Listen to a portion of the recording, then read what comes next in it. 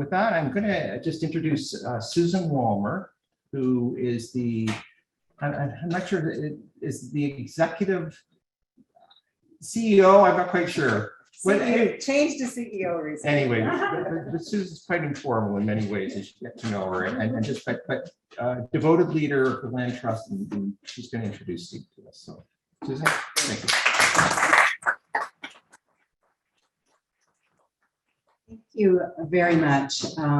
There's a lot of things that I can tell you about Steve Gilchrist, and looking when I was doing a little bit of research today to refresh my memory of when I first met Steve, I took a look at Wikipedia, and there's pages there starting with his start in politics in 1970, with all sorts of various roles and commissions, and serving as minister in municipal affairs in 1999, and different committees he's been on. So I think it's safe to say he's a well-seasoned politician, and also well-versed in all of those various vehicles within our government that enacts change. One of the changes that I met Steve and got involved in was the introduction of the Oak Ridges Moraine Conservation Plan and Act.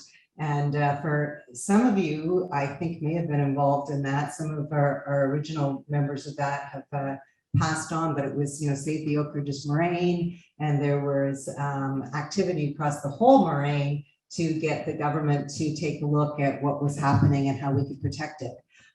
We'd also heard at the time the government was putting those types of plans together. So that all jived very nicely. And now we have an act that protects the Oak Ridges Moraine. Steve moved, I don't think moved away from politics, but moved away from active politics. He's still working in politics and still working to support the Conservative Party. And he might tell you more about that later. But where he made a difference in terms of the Oak Ridges Moraine was joining the board of the Oak Ridges Moraine Land Trust and being involved in the charity aspect of going out and talking to landowners to help them protect their lands. So he's kind of run the gamut of the political, the charitable. He's also a corporate and businessman and dealing with wind and solar energy projects. So all very environmentally related, and I think is going to share some wonderful, interesting facts about the Moraine with you tonight, and a very well-respected man, certainly in the charitable sector, and I think in politics in general. So I welcome you, Steve, and he's going to come and share his knowledge with us tonight.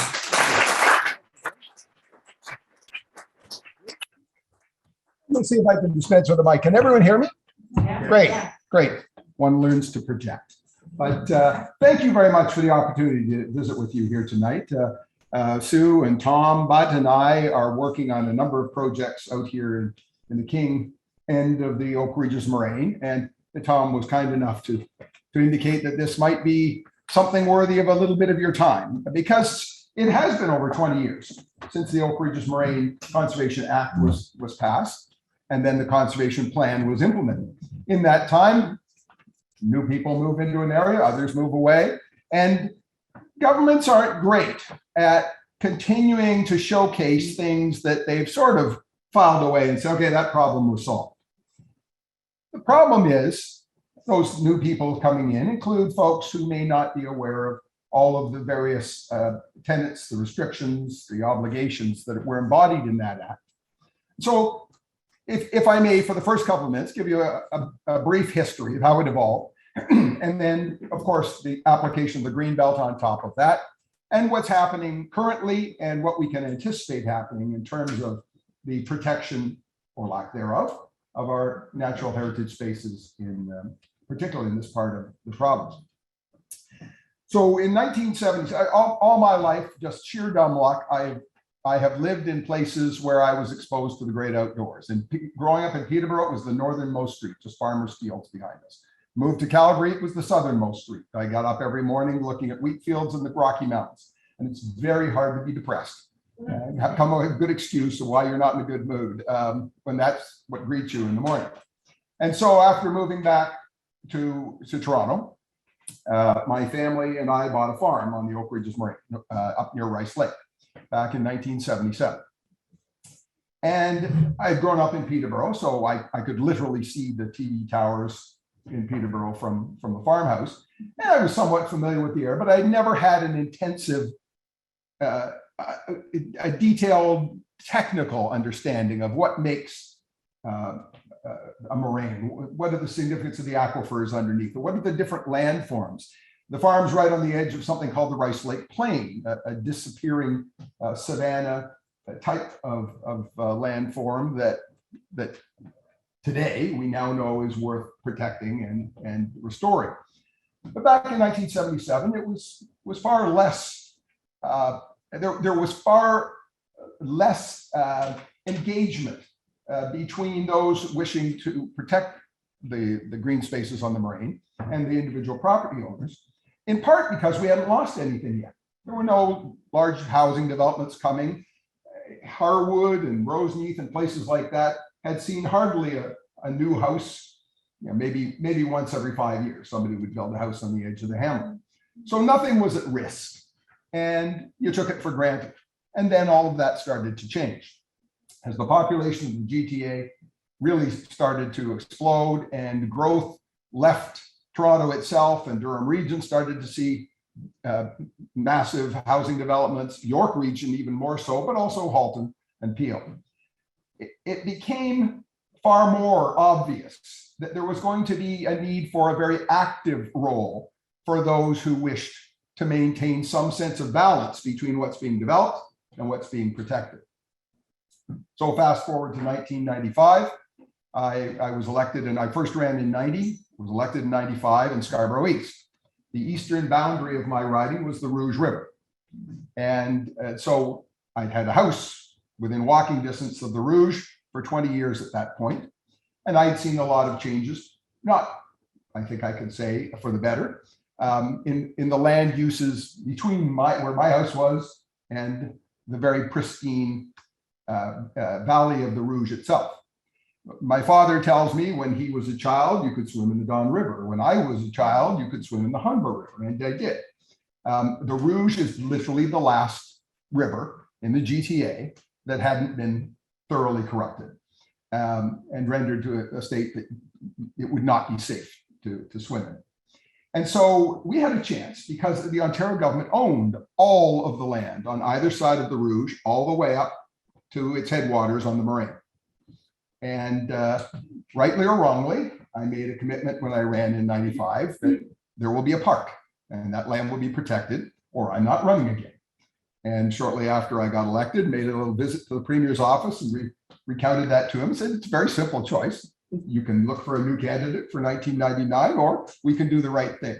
All the governments before us had kept saying, oh, we're going to freeze the land. We're going to freeze the land. But developers were buying up all the land on the edge. And in fact, right at the time I was elected, signs were going up, massive condos right at the intersection of the Twin Rivers and Shepherd. So even if it wasn't in the valley itself, if you're in the valley, the view would have been adversely affected by rows of condominiums. So to his credit, and I know we don't get a lot of credit, that government, the Premier agreed to protect all of the land south of Steeles. He also came up with the money to buy all those lots that the developers had already got zoning to put condominiums on. We do the right thing sometimes, we're just terrible salespeople and letting the world know about it. So that became the first step. Waited a few months, went back to see him again, saying, fantastic, thank you. No, I've said it before, gotta say it again. But people are still dumping oil into the Rouge after doing oil changes, and all sorts of nasty things are happening north of Steeles. And it may take another day before it starts killing fish in the area we've protected. But it seems we've only gone half measures. And again, to his credit, by 1997, the entire valley of the Rouge was protected all the way up to Stouffville. That naturally allowed an engagement with the head about protecting the headwaters. Great, the valley's protected, and we've had lots of good reasons and great feedback from our municipal partners. But what about the headwaters on the Moraine? A couple of years later, I at the time was the parliamentary assistant at municipal affairs. So was delighted to know that the Oak Ridge Moraine was actually a file within that ministry. I was somewhat surprised. I thought it'd be either natural resources or environment and parks, but it was actually resident within municipal affairs and housing. And so when I was fortunate to get the call in June '99 to become the new Minister of Municipal Affairs, I waited precisely 1 day to inform the deputy that we needed to get serious about moving forward on that. And in fact, many of you may have met Glenn de Beermaker. At the time, he was, his days before he became a Toronto councillor, he was just an he was an environmentalist who was committed to doing good works in the Rouge Valley. And I'll never forget that he thought he was setting me up for a heck of a zinger. I think it's safe to say Glenn's politics and mine are widely different, but he thought he had quite a zinger that great, you've done this thing on the Rouge, but you're probably not aware that the headwaters of the Rouge are something called the Oak Ridges Moraine. And there's not much sense saving the Rouge if you don't save the Moraine. What, as the new minister, are you going to do? So I'm delighted you asked that question. Here in this audience, the first ever Rouge Park Day. What a fantastic venue to say I'm stopping all development on the entire Rouge. I was on the entire Moraine. Well, there was no follow-up question from Glenn. But the story went out fairly quickly. And forgive my having to use the first person. I mean, I could tell you lots of stories of lots of environmental initiatives my colleagues were pursuing in different parts of Ontario. But it just so happened the Rouge made a natural entree to the Moraine, and my ownership of the farm gave me a vested interest in making sure that that landform was protected. And so certain developers found out about my views and decided to play some dirty tricks. The irony, the upshot of the whole thing was almost overnight, with the Toronto Star running 2-page facing stories every day, day after day after day, with Channel 8 News, CTV News, running 8-minute segments about the Moraine. So what is a Moraine? What's an aquifer? What are the birds on the Moraine? What are the fish in the streams? How many streams? It was a fantastic education course. And overnight, thousands of people that couldn't have told you what a moraine was, all of a sudden realized that land they really loved and may have taken for granted, because again, there was no imminent threat on this field here or that forest there, were galvanized into action because the developers had basically declared war on me and the government and said, we are going to see the rezoning of all the land. And it just so happened that York Region did, in fact, pass a bylaw to rezone all of the, we don't have the map up there, but the chunk in through Aurora, all of this land, all of it, in one fell swoop, they were granting a level of zoning that would have permitted development. Not all of it residential, but all of it something. Sorry. So the last remaining path that exists came about only because we swapped them the land in North Pickering that the province owned, and what are called the Seton lands. Otherwise, there would be no wildlife corridors. There would be no other pathways through the middle of York Region. Not going to deny we still had every chance of saving King and the lands out in the East End. But it is wildlife corridors of a certain width, in fact, 500 meters is recognized as the bare minimum to be worthwhile, are essential if you're going to be planning at the macro level natural heritage protection. So that was gone.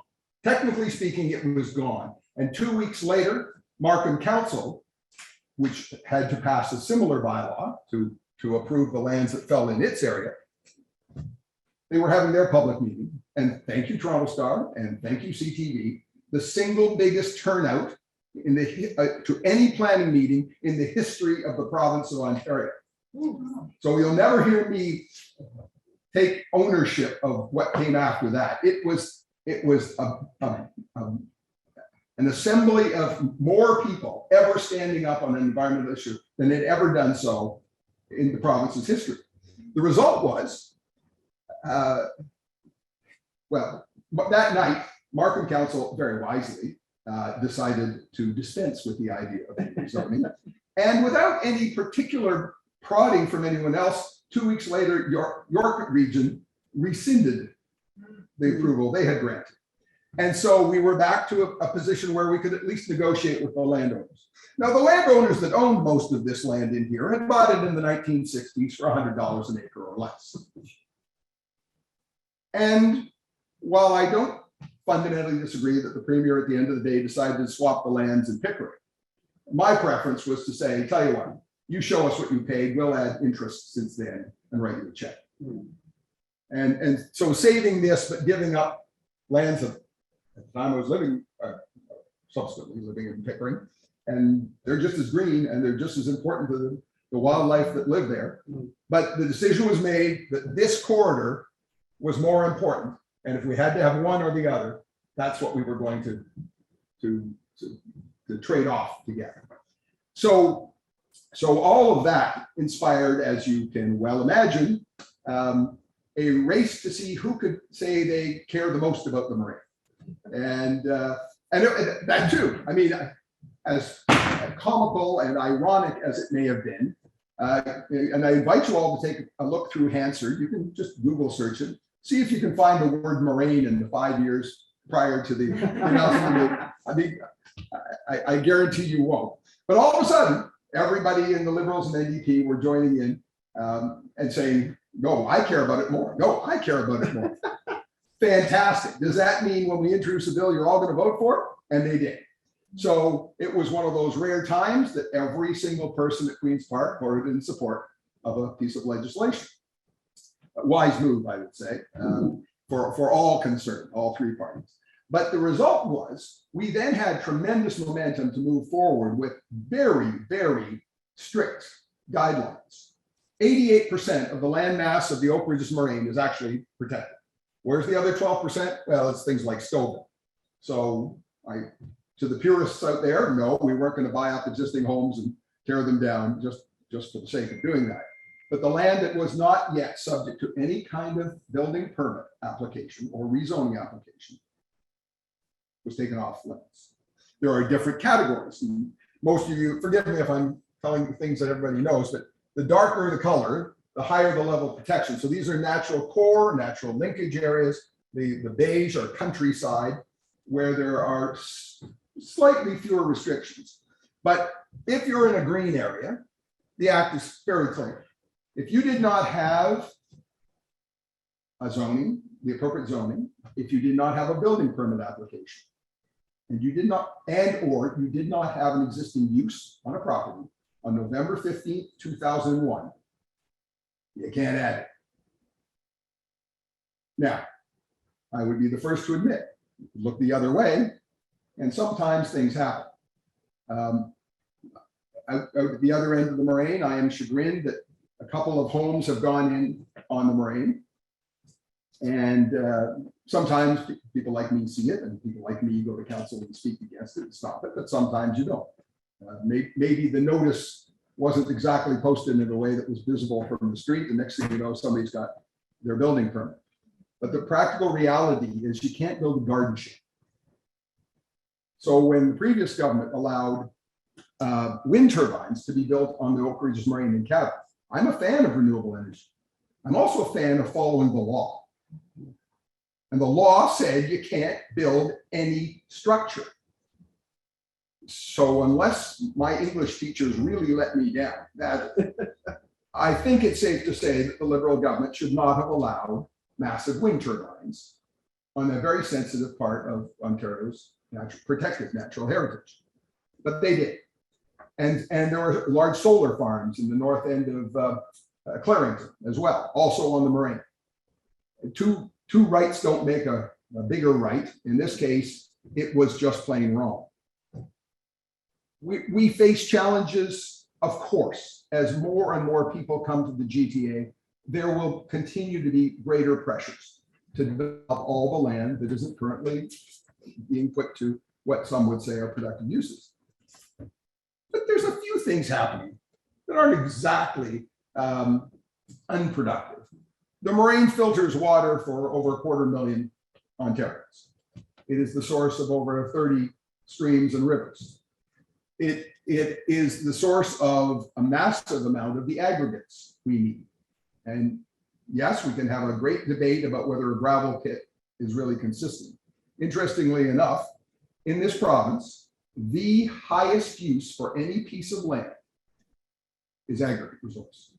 So if they find that you have gravel on your property, it sanitizes any other use.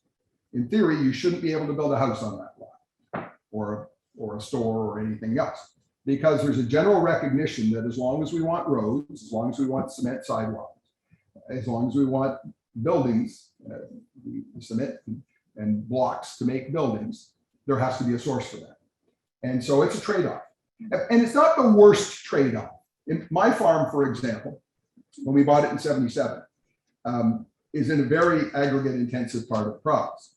The farmhouse dates from 1840, so they sort of got ahead of the Aggregate Resources Act in 1995.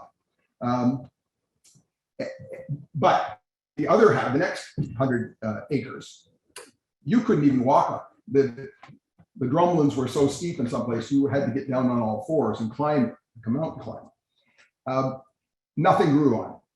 I mean, you could have counted on your fingers and toes the number of shrubs and stubbly little trees on 100 acres of land. Under the Aggregate Resources Act, you have to take any topsoil off, you do your extraction, and then it must be completely remediated. And a fund exists that even if someone disappears in the middle of the night and doesn't do the right thing by the act, there is a fund to make good on that.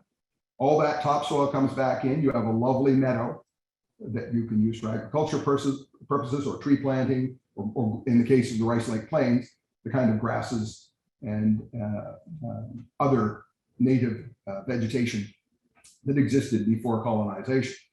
So with that one exception, and even then they're not granting new, I can't recall the last time anybody got a new pit license out, certainly not in the East End. So when these ones are played out, they'll be closed up, and that's that. But in the meantime, you've got this very, very, very clear protection. And I can't stress that enough. If there was one thing we got right in those 8 years, it was that bill. And that bill says words like you can't build any structure. Fast forward to a number of initiatives we've seen. Certainly not going to highlight any because it's better or worse than others, but the monastery at Mary Lake, of course, many of you know, was subject to a planning application. And there's a continued debate about this, very continued and heated debate. But the position taken by the Ministry of Long-Term Care is that there never has been a long-term care operation there. And without that use, it's illegal to add one now. And just because a couple of old priests live there doesn't make it a long-term care home. And I'm not here to get on a sidebar, but that's the sort of thing where intuitively you might say, well, there were always old people living there. I guess it's the same as a long-term care home, except we have an act, a different act, that clearly defines what is and is not a long-term care home. And if you don't meet that definition, none of us in this room and nobody else, the premier, doesn't get to say, well, yeah, but I think. It's crystal clear. Now, the province can amend laws. Absolutely. It's one of the first things you learn in politics is no government can bind its successor. I would submit to you that any government that decides to water down the Oak Ridge Moraine or undo Algonquin Park or get rid of the Niagara Escarpment won't be winning the election after that. They could do it, but I suspect somebody will undo what they've undone first chance they get. We're left with a situation, though, how to manage growth and how to manage the competing interests. Clearly, there are lands. The dark brown are hamlets, settlement areas, and even in the light brown, there's some wiggle room in the countryside areas. Not quite as strict a prohibition. And so it's not that King will never see any growth. And of course, within the urban envelopes of different towns within York Region, absolute ability for infill, absolute ability for redevelopment. There's nothing stopping someone from saying, okay, the empty lot next to the grocery store there, as I'm heading up 27, somebody can build it. But it doesn't mean you get to go and buy relatively cheaper agricultural land and then say, I'm going to pull a fast one. I'm going to ignore this other law. And I want to get the benefits that should only accrue to people who buy land that is zoned commercial or is zoned industrial or is zoned residential. And so we have a great opportunity. I'm not happy that COVID's delayed our doing things like this by a couple of years, but I'm happy we have the chance to have this chat tonight. And not just about this one topic, but about all the things that irk us and vex us. I've been a politician. I'm probably subject to the same criticism I'm just about to offer about others. That there is one time in the 4-year election cycle when the politicians really care about you. And that's the run up to the vote. And I'd like to think I cared about them, and I'm sure Debbie and Steve and others do. And I'm being facetious, obviously. But there is 4 years is a long time. And I suspect many of us might even have trouble remembering what the irritant was 3 years ago. That got you mad when you heard about something on the TV or you opened the local newspaper. These things stop being uppermost in your mind because something else comes along, and then something else comes along. And so it isn't even, I'm not being harsh to the politicians, that those things, I guess if we were all keeping lists at home and 4 years pass, we stand up and say, okay, here's my top 20, but we don't. What we do take to them are the issues that are front and center right now.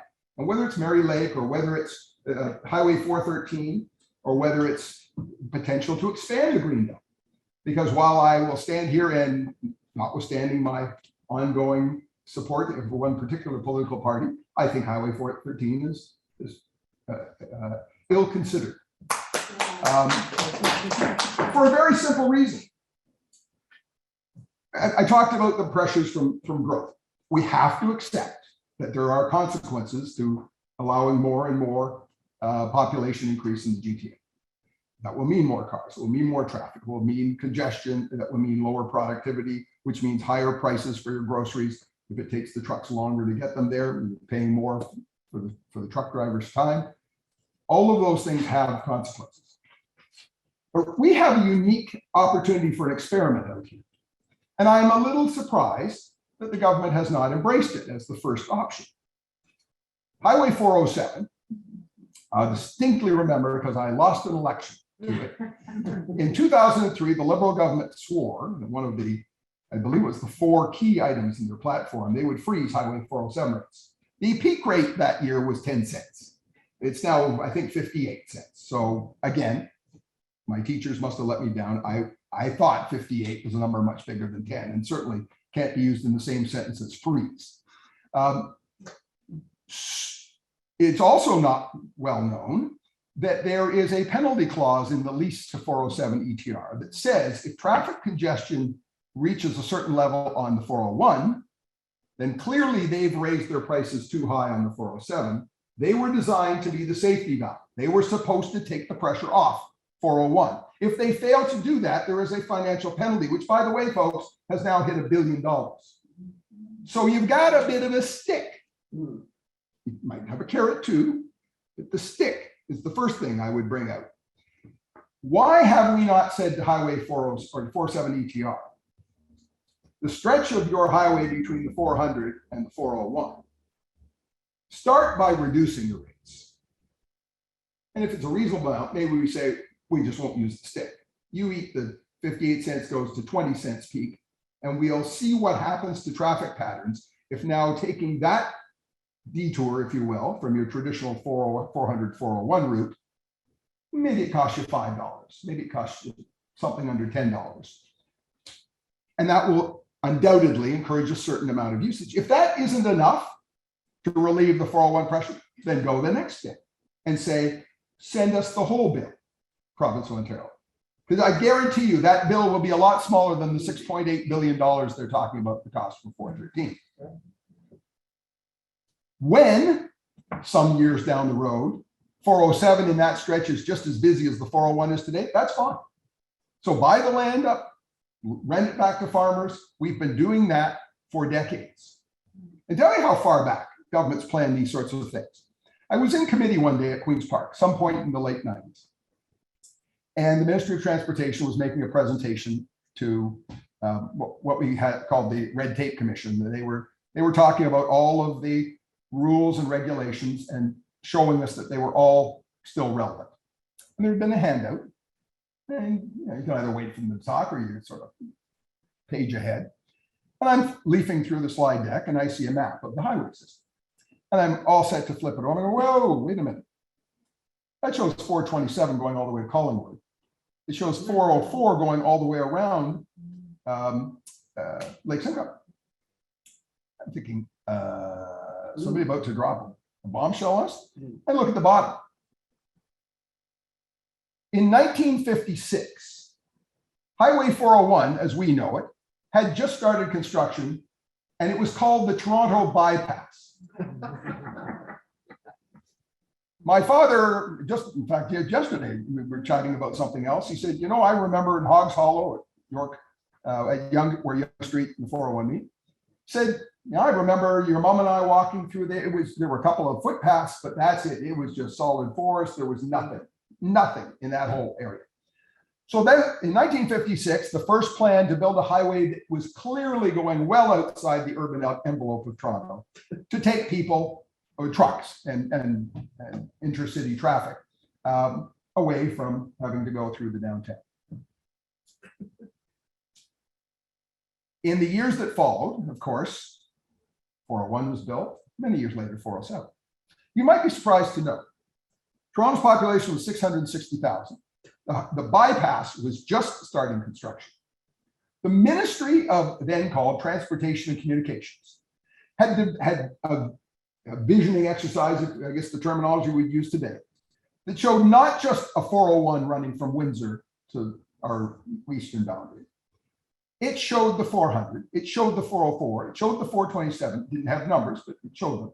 And it showed the highway we call 407. Someone in 1956 had said to themselves, I can see a day when not only will we need one highway running through here, but the urban envelope will have grown to the point we need a second one. And I found out in a different context that actually the county road that my farm's on, County Road 9, was envisioned as being ultimately an extension of what we now call the 407 all the way to Ottawa. You'd have had the 401 in the south, Highway 7 in the north, and this middle highway would have happened to follow County Road 9. And this is 1956. And the land was bought up by Bill Davis in the 1970s that the 407 sits on today. We paid almost nothing for it, so it was a good investment in that sense. But it demonstrated that governments sometimes can get it right. They can apply themselves to a long-term visioning exercise. And so I would not personally criticize somebody saying we might need a 413 30, 40, 50 years from now. Buy the land, rent it back to the farmers, but that's it. That would be a reasonable thing to do today. But until you found that the 407 doesn't accomplish the 1 or 2 minute saving, I know there are folks that say up to a half an hour, but I'm struggling to think just how bad traffic would have to be if the difference between 413 and 401 is half an hour on a 32 kilometer stretch. I guess that means we will be parking on the 401. But all kidding aside, that's the sort of thing that as a community, we have a say in right now. And that doesn't necessarily mean I'm going to vote against the PC candidate, but I sure as heck would go to an all candidates meeting and I would share my opinion. And if that person hears enough, I'll give you another quick anecdote. You may remember the megacity debate. Oh yes, the old megacity. I had the fortune to be the person tasked with carriage of that bill. The bill that took the 7 municipal governments and restricted down to 1. Every night, almost every night, for several weeks, different town hall meeting. It would be in East York tonight, Scarborough tomorrow, over to Etobicoke. My Toronto colleagues, there were 11 PC MPPs in Toronto. It was amazing how many of them caught colds during one night. Steve, do you mind covering for me at the event at Central Tech tonight? I'd love to. I'd love to. Call me warped, but it was just a fantastic way to hone one's speaking skills, but also develop a skin as thick as an alligator. Because at a typical, I remember the one at Central Tech, I decided to walk over from Queen's Park, and I got there a few minutes early. It took me less time than I thought. There was just the caretaker setting up the room. I looked at the platform. It was set up with 13 chairs, 12 people opposed, and me. That's the kind of balance you look for in a debate. So all of that going against my riding, I had 110,000 residents. You may or may not be surprised to know, in the course of all of that debate, months and months, I got 8 letters. 8. 2, by the way, in favor, 6 opposed, out of 110,000 people. Doesn't seem quite the pressing issue that the Toronto Star and the CBC would have you believe. There's not 900 people picketing my constituency office every day. There are 8 residents that thought, hey, I'm going to drop them a note and tell them what I think. So those 8 people, obviously, disproportionately, had the ability to influence. And while you say, but the law still passed, we made over 400 amendments to the original bill. So while there are some that will never forgive us for what we did, the reality is you can't say we didn't listen. There were 400 things that other folks said should be changed that we changed. Some they also offered things they want to change that we didn't, but you don't get everything in life. And so I really strongly encourage you to be engaged. Just the fact that you're here and part of a community association, that's you're head and shoulders over most Ontarians doing that. I saw it in my riding. I was a member of 3 different property owner associations, and they were very effective over the years in terms of things that were done to affect the infrastructure, whether it was further protections in Highland Creek Park and walking trails. There was an application for someone bought 2 houses on Kingston Road, Old Kingston Road, just in the extreme eastern end of Toronto, and put in an application for 140 townhouses on 2 house lots. Needless to say, and I lived literally a block away from that. So needless to say, I and my neighbors in the Highland Creek Ratepayers Association were a little animated about that. We fought, took them to the OMB, we won. So they came back with one at 7. Oh, that's much better. We fought them and won. Takes a lot of resources, a lot of time, and quite frankly, you'd have thought there should be a mechanism for the city to just say, come on. You want to go from 2 to 8, maybe higher density these days, maybe even 2 to 20, but not 140. Ultimately, they went back a 3rd time.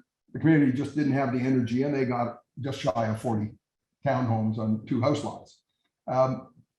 That's not the worst intensification that's happened on that stretch of Kingston Road in the years since then. But we had victories. And I'm not suggesting we need to be throwing money into a pot to fight things that it's now no longer probably on the Ontario Land Tribunal. But simply engaging the politicians and saying, I'm very concerned at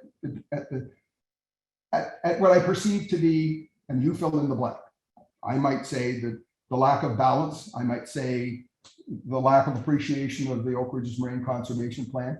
And it may be a totally different issue. You may have traffic concerns. You may have other municipal service issues. This is your one time, every 4 years, to actually have a say. I think, Jennifer, am I allowed to say that you have? Okay.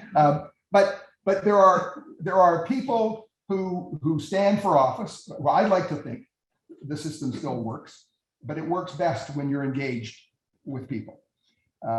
I have to look back on my years in Queen's Park positively. We got the Rouge Park. We expanded the Rouge Park. We, by the way, also built a berm that stopped the erosion of the Scarborough Bluffs. Now, they've been eroding for approximately 25,000 years. They don't now. From Markham Road East, I hasten to say. By a simple mechanism of just putting armor stone in the lake, building groins, it actually encouraged greater fish spawning as well. But by stopping the wave action at the foot of the bluffs, it stopped the erosion. And if you look at Google today, that section of the bluffs is green. It's not brown anymore. It eroded a bit more, found a point of stabilization. Vegetation has come up.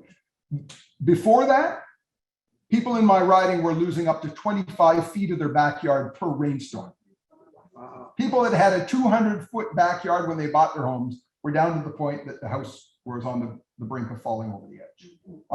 On what I think we would all agree is probably as nice a street as you'll find, since it was the lakefront. And not just lakefront, it was 150 feet elevated. They had fantastic views.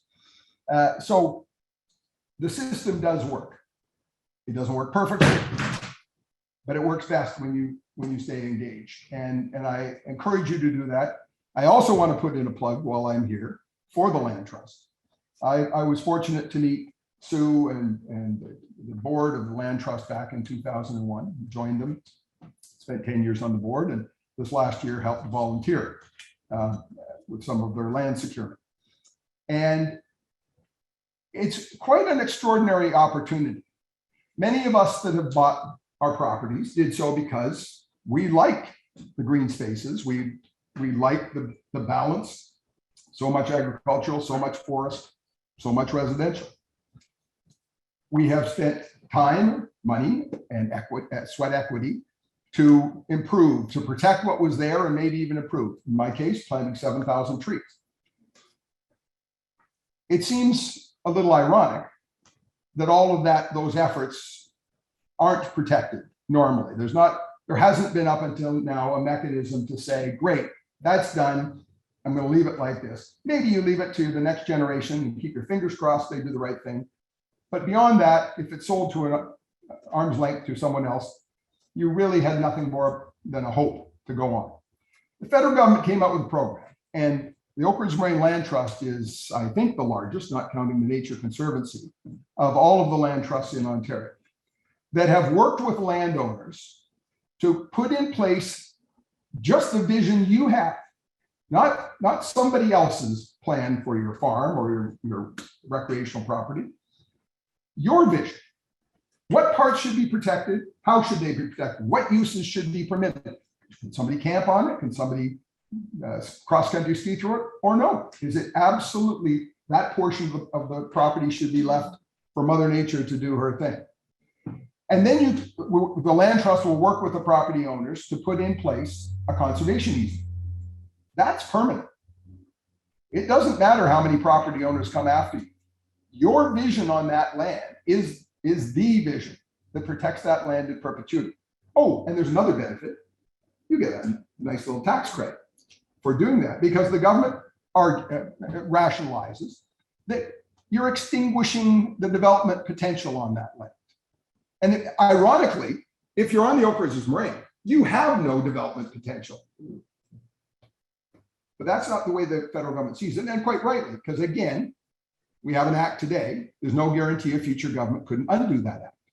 So the inherent property rights have to be considered absent that law, because it might 5, 10, 100 years from now might be gone. So the government says, what is that land worth today? And what is it worth if you take away the ability for somebody to build a second house or develop an industrial use on the next piece of land over? And you get a tax credit that reflects the difference in those two property values. So for any of you with non subdivision type accommodation, I would strongly encourage you to do that. Sue and I have worked on a number of properties, not just on the Moraine, but off the Moraine. But the main focus, as the name suggests, is on the Oak Ridge Moraine. You have 64 now. 64 properties representing, I think, 5,000 acres. Around that, yeah. 5,000 acres, folks, is not, and that's just one land trust. And they may be amongst, if not the largest land trust, but there's 3 dozen others across Ontario that are doing similar things. Want to leave you with a couple of other quick observations. Right now, I mentioned being involved at election time. There's one other thing happening right now that I'd like to believe isn't just coincidental because of the provincial election movement. The second phase of growing the Greenbelt discussions have been launched by the province. It is a badly kept secret that the province is going to be expanding the Greenbelt to the west, into the Paris Galt Moraine, down near Guelph. But there's a huge stretch east of us. And quite frankly, there's the opportunity to expand up at, let's say, Holland Marsh, north of the Moraine and north of the existing Greenbelt.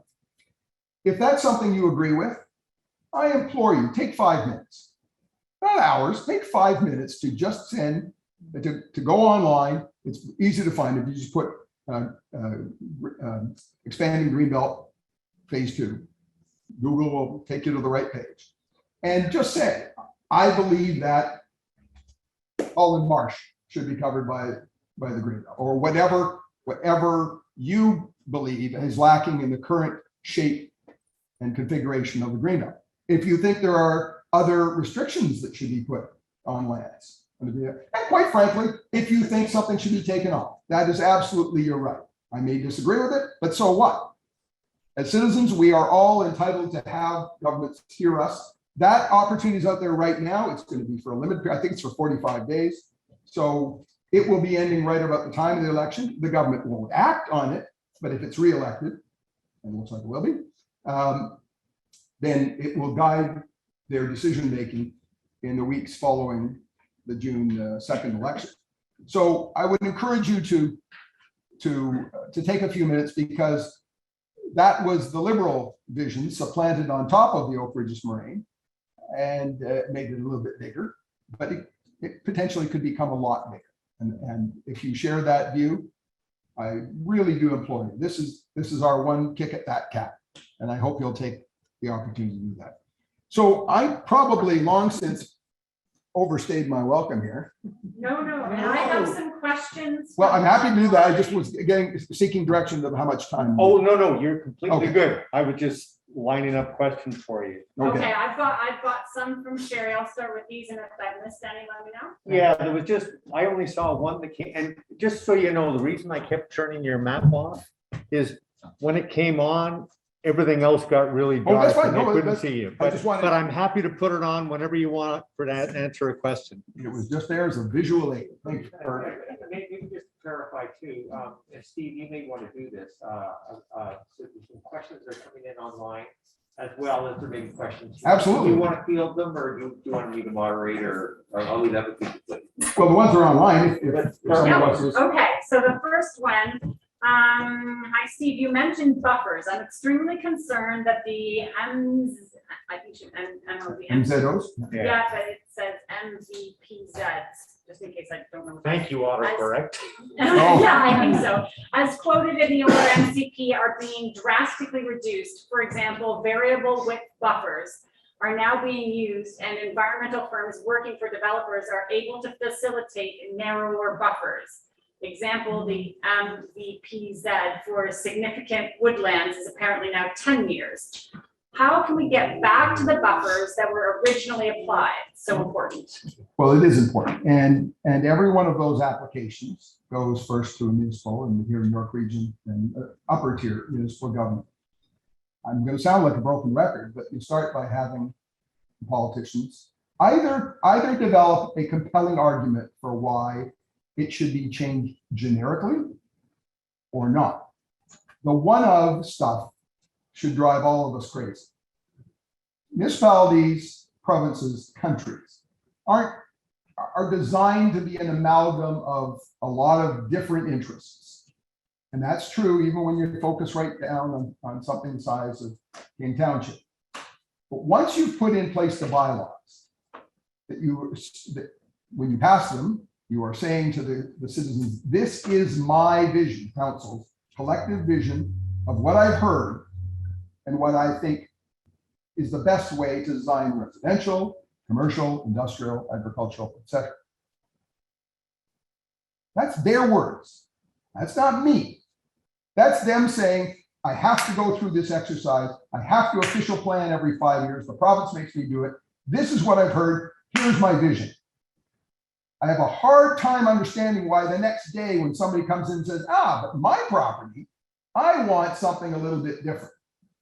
So with the greatest respect, were you being honest with us on the day you passed the official plan? Or are you being honest with us when you start making these exceptions? Because you can't square that circle.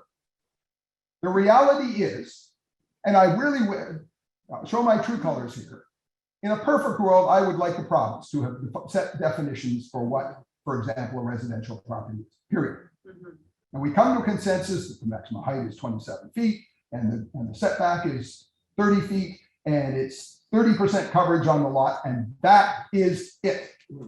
And no amount of cajoling, no amount of begging, pleading, nothing would give somebody the ability to deviate from that. And why didn't they? I don't think it's ever really come forward. I really am a believer in the system, but I will say as well, if I had just been picked out of the ranks of caucus and tasked with being Minister of Municipal Affairs, and I had had no exposure to the Oak Ridges Moraine, I'd be lying to you. Absolutely. I know without a doubt that subject wouldn't have come up. There are so many other day-to-day pressures about development industry, particularly the housing side of things, that if without that firsthand knowledge, and so we had caucus members that were former educators. They came into caucus absolutely prepared to take on topics that had never been part of my experiences, not since I left school as a student. And we had healthcare professionals. So within that caucus, you find people who have very specific skills and very specific experiences. I am immensely grateful that the world evolved in such a way that the timing of the Oak Ridges Moraine issue came to the fore when I happened to be there. Because 4 years earlier, 4 years later, I'm not sure you'd have the same.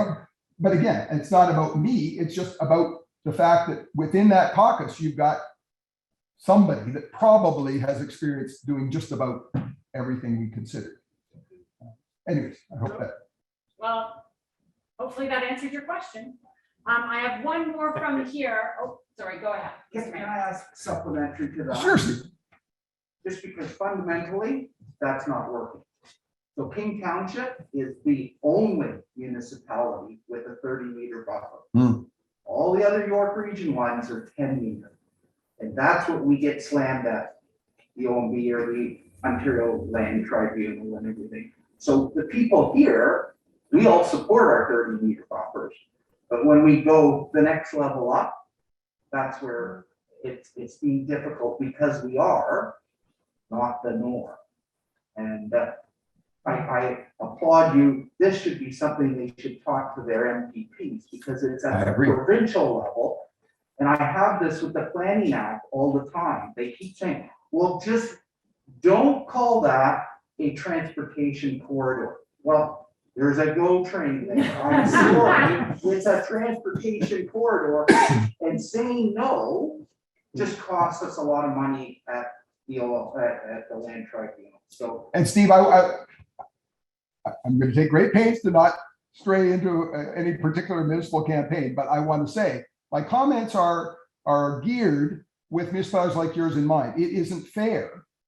It is not fair that those that are continuing to try and defend their official plans, defend the vision that they came to their populace with the last 5-year update, are now being subverted and overwhelmed by municipalities who, quite frankly, for whatever reason, have decided to set lower standards. I don't think it's fair.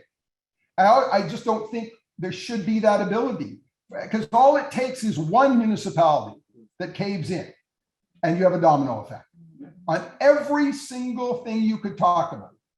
When it comes to the Planning Act, there's always somebody that does it first and then gets cited as the example. The developers have a lot of money and a lot of good lawyers, and they scour the proceedings of the 444 municipalities in Ontario, and they will find somebody that did something that they agree with, and that then becomes the compelling argument. So I'm very sympathetic. I take some pride in also being the minister who was responsible for eliminating the upper tier governments in Hamilton, Ottawa, Sudbury, and Haldimand, Norfolk, precisely for this reason. And had I not stepped down to fight the Oak Ridges Moraine battle, I can share with you now, Steve, that I had already drawn a map that would have undone York, Durham, Peel, Halton, and the Waterloo. Only because I think the vision in the early 1970s did not wind up being an accurate reflection of what had transpired in each of those. In Haldeman, Norfolk, for example, in 74, it was created out of 2 former counties. The vision was by now they'd have over 500,000 people living there. Well, the population has grown by not very much from 1974, and they hated the idea of doing everything twice. And quite frankly, they were prepared to put a statue up to Toby Barrett, the local MPP, and probably the rest of caucus when we announced that we were eliminating the upper tier.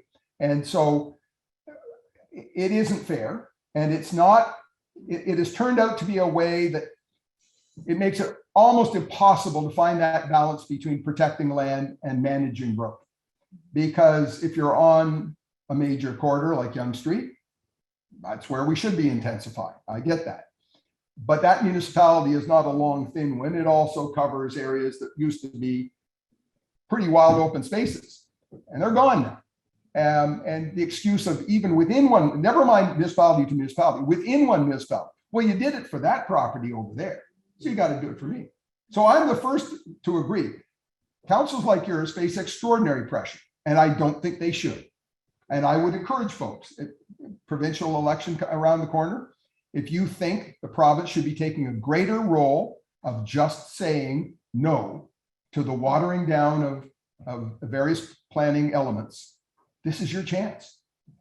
And I will guarantee you this, if no one does make the observation, the problem won't solve itself. If you do make the observation, there's no guarantee they'll listen, but there's an infinitely greater chance that you might have that. And so to be able to hold King Township up as an example of a place that has still kept its finger in the dike, and we haven't been overwhelmed yet, while the rest of York Region, forgive me, may have gone in the wrong direction on that element at least, this is a chance to have them hear that. And 413 and the Bradford bypass and things like that. So sorry, you had, thank you, Steve, appreciate your question and the There perspective. is one more question from online, and it says, how can a property get municipal zoning if it contravenes the ORMCP? Well, I mentioned I'd seen these things out in the Eastern End. I had a conversation, I'll leave the municipality name unnamed, but out in the East End, I noticed a particular application that I called the township plan. And they said, well, of course they can build it. I said, no, it's Oak Ridge Marine Natural Corps. Oh yeah, but it's a property of record. It's 100 acres, they can build there. No, they can't. Why do you say that? Because the act says it can't. Oh, I've only been here for 2 years, but we've got a number of properties like that. So the substantive answer to that question is by 2004, every municipality was to pass what's called an enabling, conformity. Thank you, getting old. Conformity bylaw that reflected the terms and conditions of the Oak Ridges Marine Conservation Act. So if the act said, here's a map in your community, you got this area that has these new planning rules, this area has a different, the municipality had to pass their own bylaw that says that. It was redundant to the extent that the province's laws always trump municipal laws, always, no gray area there. So the minute the province passed something, it didn't matter what any municipality did from that minute onwards. But it's not fair to taxpayers, to property owners, to have different claims, different promises, different guidelines. So we said you have till 2004 to make sure the wording in your bylaws match the act. And they were supposed to do that. And that would have gone down to municipal affairs, and somebody presumably went through that. It's a human exercise. Is it possible that somebody didn't, in fact, bring them into conformity? Which doesn't change the fact that that building, if it went up, is illegal. But it again made it confusing for the property owner. I should have mentioned, my call to the township was inspired by first speaking to the agent who was listing a property that's for sale. That's the same property. And the price had gone from 590,000 to 900,000 overnight. I know land values out there, and I know that's not what you're going to get for forested land, very hilly with no building permit. So I called the agent, who was based in Toronto, and he said, I asked why the price got up. He said, well, I've told my client that he can build a house there, and so sell it as a house lot. I said, no, you can't.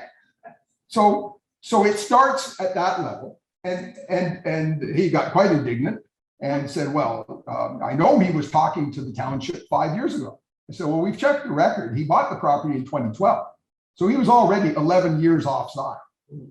There's no wiggle room for somebody that didn't own the property in 2000, like none.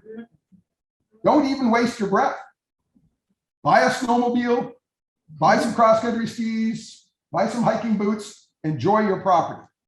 If you want to harvest trees, technically you could do that within, if you're in conformity with the township tree bylaws, but you can't build a house there.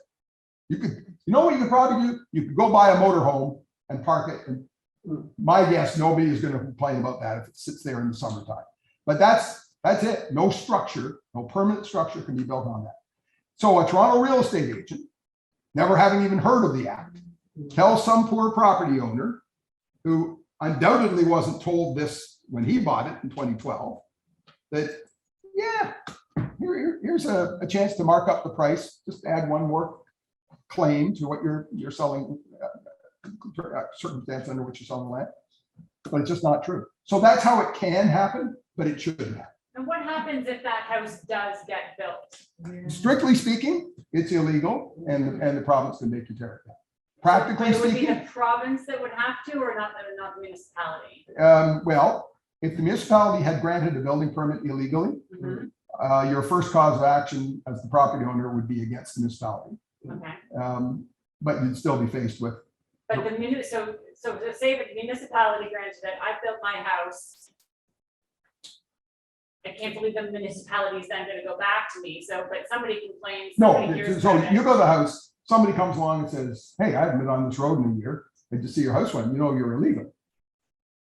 Then you go to the Minister of Housing and you say, hey, Practically speaking, we've never, to the best of my knowledge, we've never torn down a house. Is the power there? Absolutely. It's no different than violating any other provincial law. If it says you can't build an apartment building on your house lot, guess what? If somebody was looking the other way when you build it, you're going to be required to tear it down. You may remember for years and years driving down the Don Valley Parkway, there was something called the Bayview Ghost. A chap who had no planning permission built an apartment building on the street on the western upper lip of the Don Valley. And it sat there for 30 years before finally the city said, all right, we're going to bill you if you don't take it down yourself and sell the lot up from underneath you. So, and now there are homes there because subsequently the city did grant residential zoning, but not high density. So people do things they're not supposed to do. Normally, you get a fine if it's something that is transport. If it's something small, so if you built a work shed or something like that, yes, there'd be a higher chance someone would make you take it down. But there's a practical consideration. You're going to beggar somebody because the township misled. Now, if you had no building permit, that's a whole different kettle of fish. No, you're out of luck. Those sorts of things do happen, not with great frequency, but every year in Ontario, somebody does something, typically in a more remote part of the province, without any planning permission. Right now, there's considerable controversy. There are people buying up land in the middle of Temagami and other areas up north and just building entire communities. They have no planning permission, but the land is virtually free. And even by the time you slap up a house, you're going to pay 20% of the price for something in cottage country. So it's a long drive, but they're trying to get away with it. Please. So that's it for the questions from online. Does anybody in the room have any questions? Oh, Councillor Schaefer. Okay, I'll try to be quick on asking it. I'm curious, Steve, when you were in the ministry and then since then, have you been engaged with any people talking about what it costs for a municipality to be good stewards of the land when they are, like King Township, 85% Oak Ridges Moraine, a large portion of it being natural forest. You know, what about, you know, I keep thinking, why aren't municipalities like us being given credits Hmm. to reimburse that we don't have industrial and commercial? That's a heck of a question. And it really does raise a whole new level of engagement with the upper tier governments. Tomorrow, we're supposed to hear the federal government is going to be throwing $4 billion into a pot to help municipalities update their zoning. And now, I can't say I've read the Constitution recently, but Section 91 does not give any power for the federal government to have anything to do with municipalities, never mind ask them to change their bylaws. So with the greatest respect, go and find something federal to do with your money. The reality is though, and we won't know till tomorrow, so I be the first to admit I'm speculating. My guess is they ironically will provide those funds on the basis of monies will be given to those municipalities who do accommodate more growth and more expansion, as opposed to finding a balance where you've got dedicated green space and you're not supposed to grow, then you shouldn't be penalized for not growing. And boy, wouldn't it be a real problem if 100 years from now, King City looks as green as it does today, or King Township 3. I mean, I don't see the downside of natural heritage protection. Even if you are a mercenary person, the land that I bought in 1977 is worth, I'll tell you exactly, it's if you took the house out and you were just selling the land values, it's gone from $300 an acre to $10,000 an acre. Now, I admit that's over 45 years.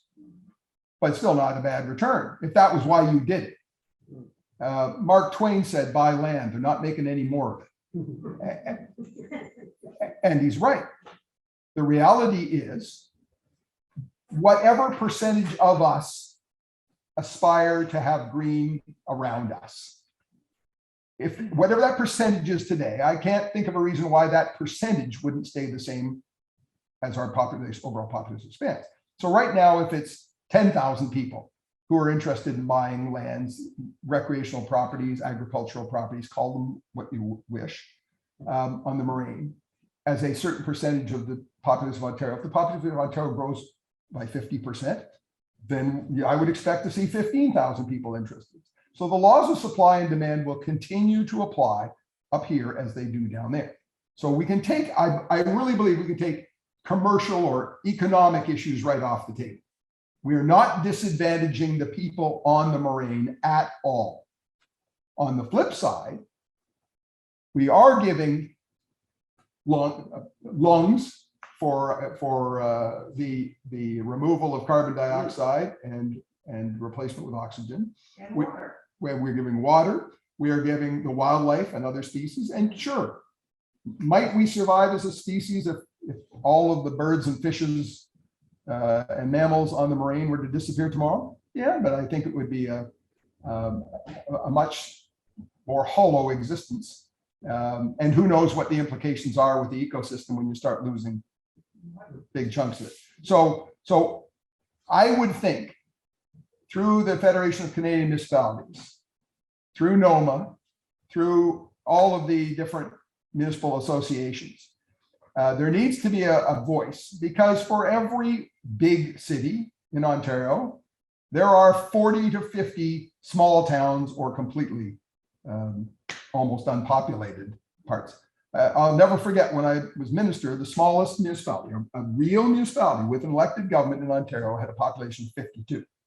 So all municipalities are not created equal. And what works in Toronto doesn't work on Coburn Island. It doesn't work in the far north. And it, quite frankly, doesn't work in Alnwick-Haldeman Township, where my farm is located. Next door is Cranmey. Cranmey has 6,900 residents in an area as big as King. They like it just fine. And I think they should have every right to continue to live that way and not be subjected to places to grow and other legislation saying everybody's got to be, we're all drowning, so let's all get into the same lifeboat, because that's a good strategy. You have a very unique circumstance out here, and I think it's worth fighting for, and it's certainly worth, through Mr. Lecce, through your federal member, articulating that when they come up with a policy, as we're told they will do tomorrow, and rather than try and force a cookie cutter approach on everybody, why not find a balance that says for those areas like Northumberland County, which is 54% green, you'd be even bigger percentage here. There has to be a recognition of that. And recognition that certain costs come with that. You can't develop the same kind of cost-effective transit issues. Your garbage pickup costs more per household. Your policing, other thing, I know that's regional, but your allocation for all of those costs, it's not the same. And there has to be a recognition by that by higher levels of government. But again, we've got between now and June 2nd for that message to be loud and clear to them, and hope that it resonates and that they carry forward with following those ideas after June 2nd. I think somebody back here. Yeah, I just wanted to ask, I mean, we had a 6-week OMB hearing around bubbling, so, I mean, we have all, but I mean, you do run out of energy at a certain point, right? Especially as we age, which many of us in this room are doing. No. And that's what you say it's easy, like, it's not easy to resist, like the development pressures, like this recent proposal that was floated around with the provincial government about allowing intensification on every lot. I mean, we're on an estate residential area where we have one house on 2 acres. I mean, the idea that our street, which has lots of green space and trees, being then infilled with all kinds of houses. I mean, we watch these things closely in King, as I'm sure you're aware. But in terms of the future, do you think like that we, in our small population, in our little, elite enclave, which people tell us it is, will be able to resist the pressures, and that the Open Ranges Moraine Act or some key parts will go out the window in the future? I mean, do you hear a commitment in what you hear at the Conservative Party and others to the act, in perpetuity, or do you see it being eroded over time? I don't. I really do believe if someone was to mess with that act, they would pay a terrible, terrible political price. Well, okay, but look at the 413. I hear you.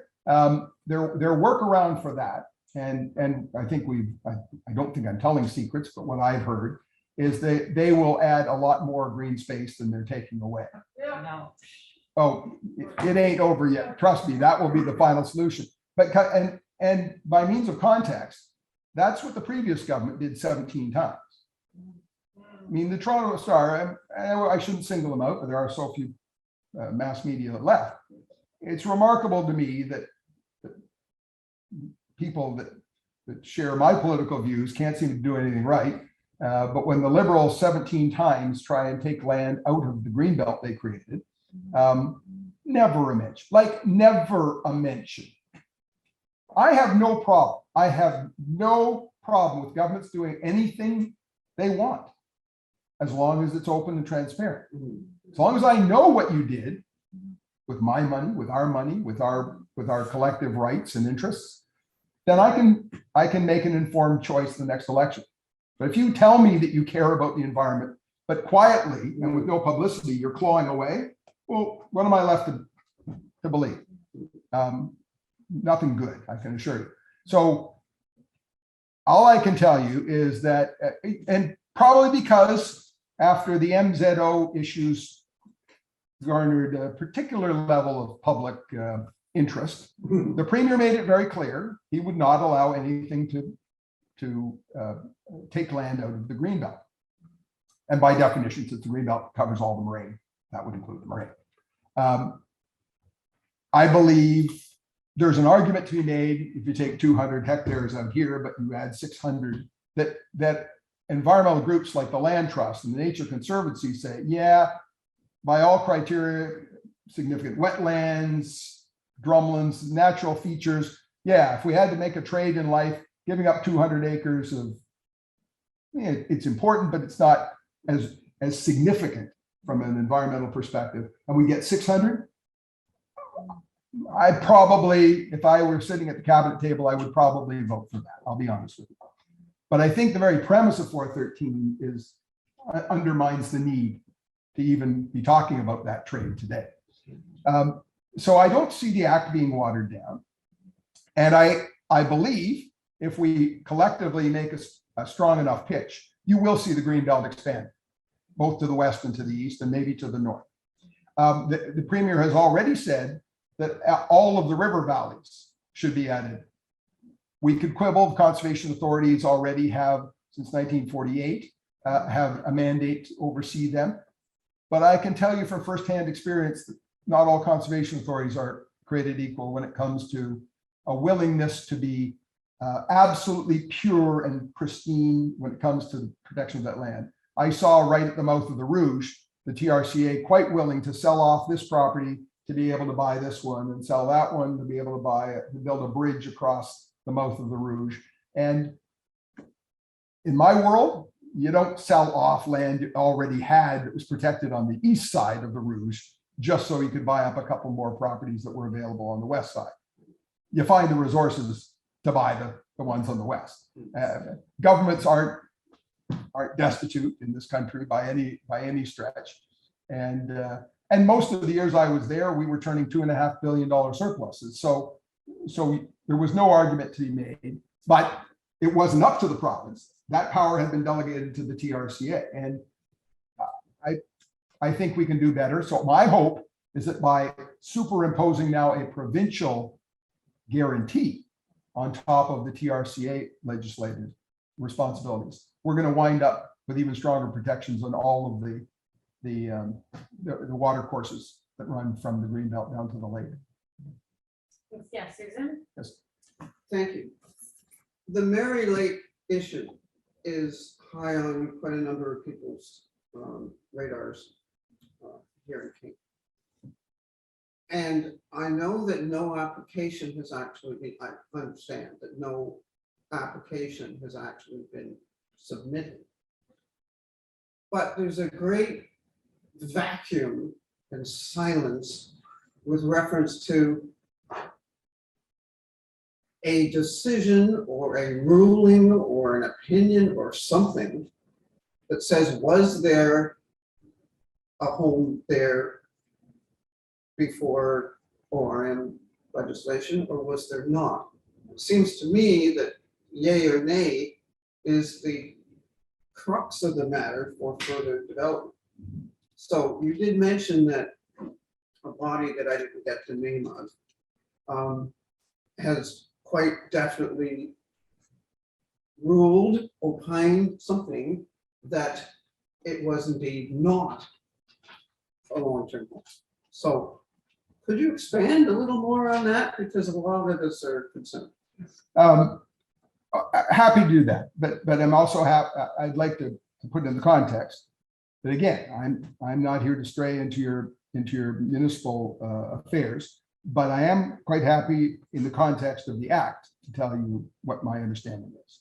And thanks to Sue and Tom and others, I've been made privy to some of the background in all of this. I spoke to Minister Phillips when he was still the Minister of Long-Term Care and to his predecessor, the staff of his predecessor. And they've confirmed there has never been an actual long-term care license issued at that site. The significance of using the word license is that's how things are referred to. That's how we differentiate those things that are covered by what used to be called the Nursing Home Act and the Long-Term Care Act. You can do things, you can have elderly people, you could even have palliative care, you could have a nurse coming in every day. That doesn't convey a right or a use to you and in a planning context. And let me give you a comparable example. You could have a farmhouse on the Moraine. And if you were operating a bed and breakfast in 2000, you can operate a bed and breakfast today. But the fact that you have a house that has bedrooms and a kitchen, if you did not have a bed and breakfast on November 15th, 2001, you can't add that use today. even if you say you intended to? No. Really? Interesting. And besides, and really, and it took you, but we were having a very spirited discussions along that line in 2001 and 2002 and 2003. Even by the time we lost in 03, I would say that train has left the station. Nobody credibly can say, yeah, I went into the township and I was talking to some person at the counter. So yeah, I sort of asked. And you took 2 years to get back to understand that the law 2 years ago said you can't do this anymore. To suggest it 21 years later, I think is farcical. It is truly farcical. And so either there is documentation, Susan, and I would be the first to flip completely. If you could show something that said, here is a payment from the Ministry of Health for a specific service that could be defined as long-term care. Not first aid, not I came in to clean the bedrooms. I provide cleaning services for the elderly priests. Not even applying Band-Aids. That again, that's first aid. Do I get to call myself a hospital? I'm only being partially facetious when I say that. I could give you 50 examples of things I've probably done on my farm. Metal working of some kind, but just because I fabricated something for a horse trailer, or I fixed something, that doesn't make me a machine shop. And so I can do things for my farm equipment, but I can't set up a business and advertise and say, come on in with your tractors, I'm going to fix them. I can't do that. If I had been doing it November 14th, 2001, absolutely. And it doesn't even, and actually there's a second clause, and continuously since then. So that's the other kicker. So even if you do have documents that say you were doing this in 2001, you better come in with a document saying I was doing it in 2002 and 2003 and 2004. And again, I don't mean that to sound so autocratic and dictatorial. Could there be a gap of a year or two? That's not the issue. If you said you were doing, maybe they all died off, sorry to phrase it that way, but maybe there's a gap of a year or two where there were no priests living in the monastery who needed that care. But then as soon as others reached a certain age, the service was provided. We have in fact heard from Marion Homes, who is going to be the developer, that they were the people providing that first aid. So the people that were going in there doing that rudimentary health step are the people saying there was never a long-term care facility here. And it's in their advantage to say that because they wanted to build a long-term care home. They have since, is my understanding, withdrawn their interest on that site, and they're looking for another site, which creates a different challenge for the municipality and for the developer. Because without the proof that there is actually a client, then the rules attendant to the government's awarding of beds are tied to the client. They're not tied to the geography. You don't get to say, oh, somebody once came here and said this would be a lovely spot to build a long-term care home. It has to be somebody that says, I just won an award from the province for 140 beds, and I want to be at this particular location. That's the linkage that the developer has to be able to prove to again, have a long-term care developed on that site. So it's my understanding there no longer is a proponent. There never was a historical use. If there is documentation, it has been refused to Tom Butt and maybe others. I don't know. But Tom, I know, has filed freedom of information request. I know because he's told me. And as an example of that broad restriction I talked about earlier, I don't see how anybody can move forward on that site. So they can continue to do the things they were doing. You can have a monastery. You can have the other religious aspects of that property, no problem. And they can fix it up. There's nothing in the act that says if the brickwork is crumbling. Obviously, that was never part of it. A farmhouse can be maintained, a barn can be maintained, those sorts of things. But it's a pretty hard and fast rule. And I struggle to see how anybody could rationalize going around that. So That's good news. That's great news. But nobody's told us that. I have one more question from online. thank you, Sue. Perhaps far, far down on the priority list, but do you see a time the province will purchase land to take it out of private hands? For instance, buy lands adjacent to Algonquin Park to expand the park? That has always been a practice. Under the Expropriations Act, a fair price has to be paid. Interesting sidebar, as I find interest. My father was one of 6 people to vote against the Constitution. He was a member of Parliament back in 1981. And he did it for one reason. Our Constitution does not give you property rights. You have no property rights as a Canadian. And Mr. Trudeau Sr. at the time rationalized that by saying, I can never build another pipeline, I can never build another airport, I can never build another highway. If you had absolute power. So instead, we have an expropriation, both federally and provincially. There's an expropriation act that says your land has to be appraised. There's a process for all of that. And ultimately, it would be, the government does have the power to buy out. So that is what happens when they build highways like 413. A very good friend of mine was expropriated. Highway 407 went through the last stretch of 407 went through. Perfectly good farm. And he got a ridiculous amount of money for it, but that's not the point. He liked his farm and very much regretted that process. But the route of the highway was done in large measure to minimize environmental damage. So it stayed away from water courses and things like that. So there has to be some sympathy for the path they chose, but not everyone is going to put their hand up and say, pick me. And so there is a power for them to do that. It's not done willy-nilly, but add to a park, I don't recall that ever happening. I do recall people offering their land adjacent to parks and the government selling them that. In fact, right now in Prince Edward County, the public input just closed on March 12th. There is a proposal to create the first preserve since we announced Lands for Life back in 1999. So think about this for a second. Since 1999, there has been not one conservation reserve created in the province of Ontario. So last couple of years, the current team, 15 years before that, not one. This is a doozy. The entire southwest corner of Prince Edward County, 4,000 acres. It's called Ostrander's Point and Point Petrie. And if you're a betting person, bet that the whole thing will, in fact, be announced as a provincial preserve. And I think that's great news because not only they're not creating land generally, they're certainly not creating more shoreline on Lake Ontario. And it's a very significant piece of land in terms of bird migration paths and the flora and fauna resident on it itself. But it's the sort of thing I hope the province is inspired to do in more locations. And maybe that's a solution out here as well, applying an even higher level of preserve or park designation. People may not be aware there are lots of privately owned properties in our national parks and some of our provincial parks. So it can be a net benefit. You gain those protections without losing the ability to then sell your house off to someone you decide to do that. Anywho, was there another hand up?